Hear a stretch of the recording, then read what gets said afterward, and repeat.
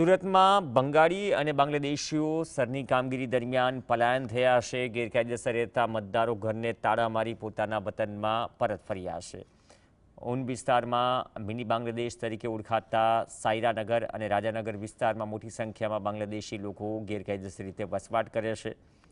બીએલઓની કામગીરી દરમિયાન પુરાવા ન હોવાના કારણે તેઓ ફરાર થયા હોવાના ભાજપના નેતા સોમનાથ મરાઠે આક્ષેપ કર્યા।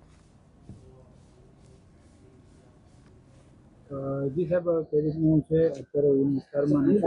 આ ઊન સોનારી વચ્ચેનો એક વિસ્તાર છે બંગાળી મોહલ્લો। આ બંગાળી મોહલ્લાની અંદર આ 570 નંબરનો બૂથની અંદર 950 વોટ અગાઉથી નોંધાયેલા હતા।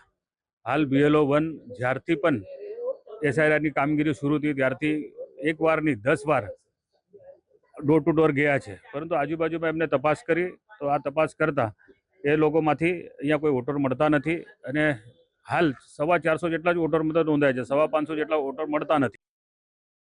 अच्छा के लिए हुआ, अच्छा हुआ। सरकार को ऐसा करना चाहिए। क्यों हमारा इंडिया में आके वो लोग क्यों ऐसा रह जावे? कौन रहते थे यहाँ पे? बांग्लादेशी उठा के लेके गया, हम लोग संतुष्ट है भाई। कितने लोग रहते थे यहाँ पे?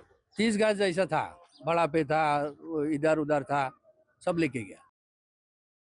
कहाँ गए वो पता नहीं भाई, हमको 5-6 महीने से सब नहीं, पर अब कहाँ गए वो नहीं पता है। कौन रहते थे? यहाँ सब बंगाली लोग रहते थे, सब हम लोग को पता नहीं है कहाँ गए किधर गए वो पता नहीं है।